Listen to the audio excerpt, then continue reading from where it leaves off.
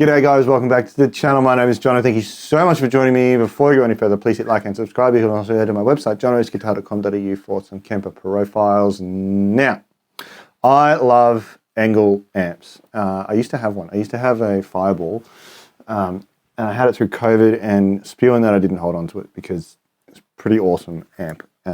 They're beasts of things. Anyway, so I thought let's build up a profile in the Kemper out of one that you can already have.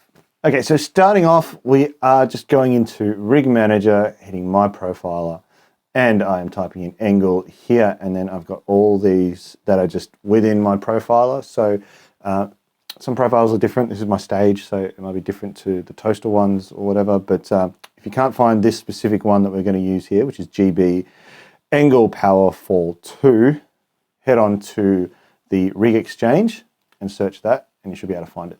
Right, we've selected our amp now, and so far everything you can see here was not there when, it will not be there when you open up this profile. So this is everything that we're adding today to create this sound that you've heard in the track. One thing that I started off with this amp just a little bit differently than the last video like this we did with the Recto, I'll link that up here, is I've just upped the bass on the amplifier block. So to get the kind of chuggy tones that I'm after that still cut through for some lead stuff, I want to use things like the Kemper Drive and maybe a green screen as well, but they can really cut off a lot of bass. So on the amp block, we're just going to up the bass to 1.1 here. Then we're going to head over to input and put the noise gate on the input. I just like doing that. I think it's a fail-safe, and you can also, it doesn't hinder using one of the blocks for a noise gate as well, which is really good. Okay, so that noise gate on 3, and that sounds like this.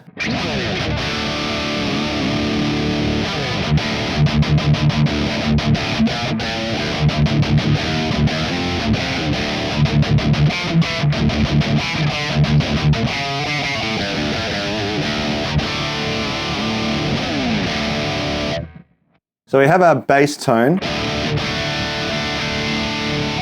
First thing I've done is put a noise gate on 4:1 as well. So if you go to the drop-down menu here, noise gate 2:1, noise gate 4:1, the 4:1 is just a little bit more, a little bit faster, which is helpful in this sort of scenario. So chuck that on, threshold 3.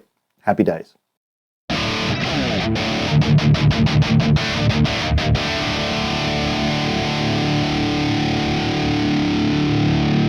Still tons of sustain,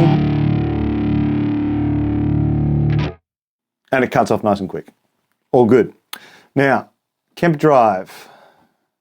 This one I made Horizon Attack 6. I really like all the Horizon Attack ones, and they all have upping or different levels of all sorts of things here, as you can see. But they can cut a lot of bass, so we've compensated for that by changing upping the bass in the amp block. So let's chuck this guy on. So here is the tone without it, and with.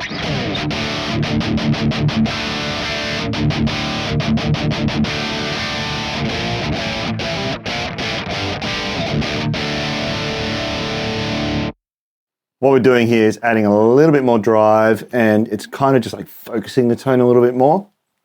Loving that. Loving, the more you focus it, the more you can kind of hear the mids or allow the mids to do their thing when you palm mute.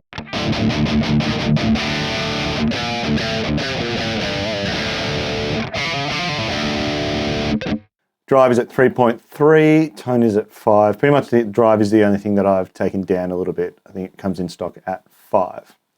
So we focus the tone with the Horizon Attack 6, and then we're going to add the green scream on. This one was Boost. And again, I've taken the drive down a little bit, and that now sounds like this.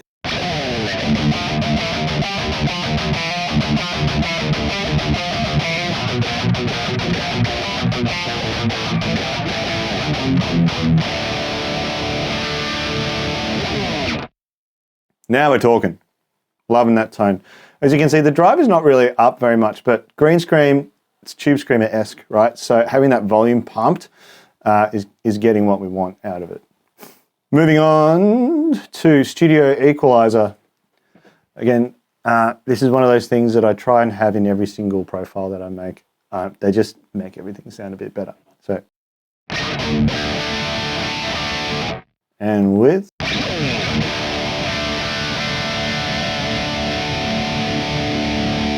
Without again. And width.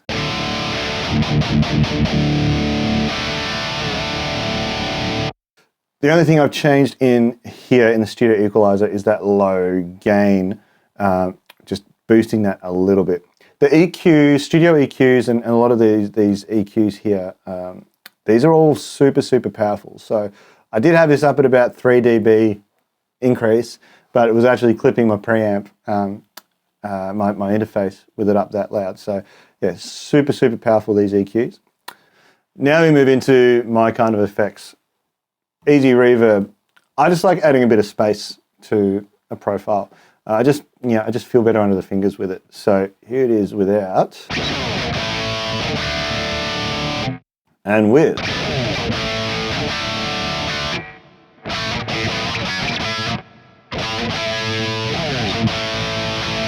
One of the things I love to do with reverb is have a long decay time or a large space, but then have the mix really quite low. That way you have a lot of movement in your mix with the morph setting, and then it doesn't get too in the way of notes before you hit that morph setting. Next one is Ionosphere Reverb. This is one of my favorite reverbs. This one I decided to chuck in because it does something very specific. It adds an octave, or this one is the soft octave preset.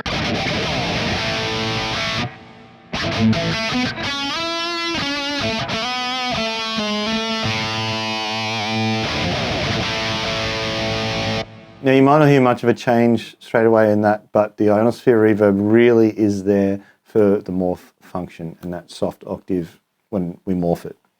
So I do my same trick as I did with the Easy Reverb. I have it on and I have it really low down in the mix, and then we smash that up when we hit the morph function. Last but not least, dual delay. I love this delay. It's a go-to for me. Ping pong setting. It's great. It's just sitting there really subtly in the background, waiting for the morph.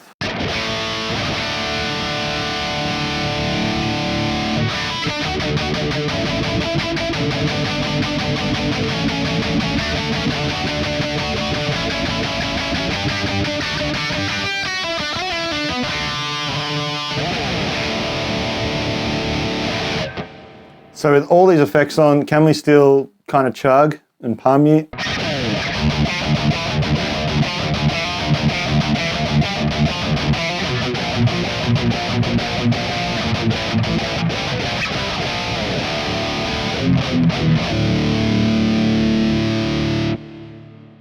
Yeah, I think we can. Now let's hit morph. Now this is the tone that I used in the track that you heard some of. So genre-wise, we can go from chug metalcore stuff to the style that I played in the track, and it's pretty great.